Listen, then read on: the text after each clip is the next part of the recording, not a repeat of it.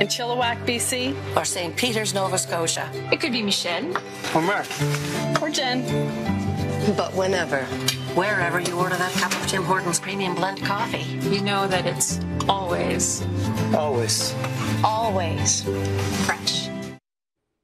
You know, once upon a time, Canadians looked at U.S. tax rates with envy. There was talk of a brain drain. Top Canadian talent was fleeing high personal and corporate taxes, headed south of the border. Now all the talk is about the reverse, especially with Burger King's merger with Tim Hortons, partially for tax reasons. Well, Glenn Beck joins us again from Dallas. Glenn, you grew up pretty close to the Canadian border. I know you love watching curling on TV as a kid, but did you ever think you'd see a day where American companies look north for better business climate? Never.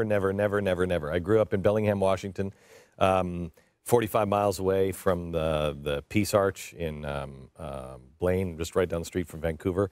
And we used to watch, my dad owned a bakery. We used to watch people come in. We wouldn't take Canadian money in my bakery because it was like funny money. I mean, we'd lose too much money.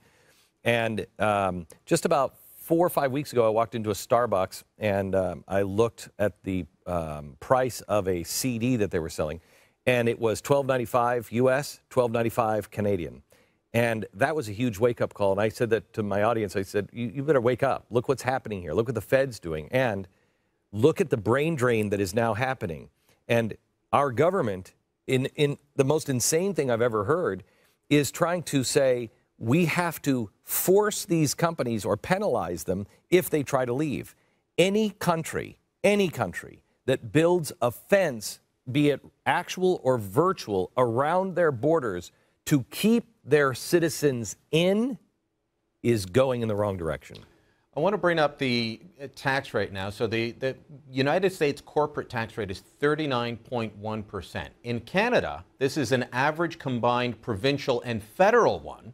So I'm not even sure that that includes state tax. 26.3. So you're saving 13% right there. Oh my gosh. Plus, your country is the only one that taxes revenue that a company makes overseas. So your company's successful, you go overseas, you make a buck, you pay a tax in the country you make it. Why are they insisting on saying we're going to tax it again in Washington when you bring it home to reinvest in America? Because we're all into social justice now. We're not actually into economics at all. The president said this in his when he was running for his first term. He was asked about the capital gains tax, and they said capital gains tax. This is shown to actually hurt investment. And he said, well, it depends on what you're trying to do. Yes, it might hurt investment, but is it better for redistribution of wealth? And so we're not really even talking about economics now. We're not talking about the free market system anymore in America. America has lost her way. And you know, as much as I've always joked about Canada used to be so oppressive. Now we're sitting here watching television. I've got a movie studio in Las Colinas, Texas. Texas is really good on taxes. I'm trying to film some different things for movies and scripted television, and my partners are saying to me, Glenn, you've got to film it in Vancouver, BC. And I'm like, wait a minute, what? Got to film it in Vancouver, BC. You have to do it. You will not be able to come close to the tax advantages in Vancouver, BC. And I'm watching television. I'm watching Home and Garden television, and I'm seeing, you know, all of the shows there. I'm seeing all of these things happen in Canada. They're all made in Canada. And I now feel like Canadians felt when I was growing up. You know, you're proud of your country, you're doing well, and you're looking across the border going, you guys are all screwed up. I mean, I honestly, Brian, I've said this to you before. Please don't check your borders too often, because some people that look strangely like me, maybe me, might be sneaking across in the middle of the night. I don't know where our country is headed. It's crazy. Well, Rick Perry's paying the price for actually trying to do the right thing for a business climate. But that's another story. Let me point out this. You were saying that Obama is saying, well, it's not even about economics anymore. It's about social justice. No, hang on, wait. It's about, not a boot. It's about. You and I will have that. We will continue to do that. Let me ask you this quickly. I want to play JFK quickly and get your reaction. Two conservative guys looking back on the days when JFK made sense on taxes. Roll tape. Worst deficit comes from a recession. And if we can take the proper action in the proper time, this can be the most important step we could take to prevent another recession.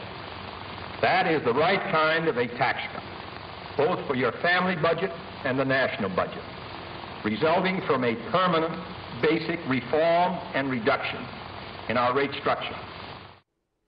Brian, let me ask you this. In Canadian history, is it referred to as the Depression of the 1930s or the Great Depression? The Great Depression, yeah. Okay. In Europe, it's just called the Depression. In America, it's the Great Depression. And the reason why it was the Great Depression, it lasted so long because of the policies of the progressive politicians at the time.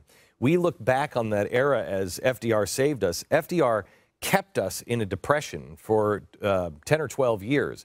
The deepest depression we have ever had in the United States was actually 1920, not 29, 1920. It was after Wilson gets out, Coolidge and Harding come in. And what they do is they cut all of the spending by 50%, cut the taxes by 50%, and the economy roars. By the end of the decade, we have phones, we have refrigeration, people have cars. Yes. Were there people that are getting out of control with real estate and on the stock market? Yes, that always seems to happen.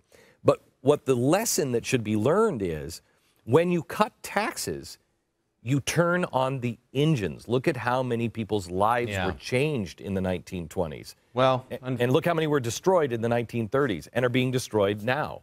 Unfortunately, there's not enough fans of history like you, like me, and like the viewers of both our programs. Glenn, it's great to talk to you as always, and keep up the good work. We'll have to do it again soon. What you guys are doing up in Canada is absolutely essential. Keep the voice of freedom alive. We'll keep doing it. Thanks so much.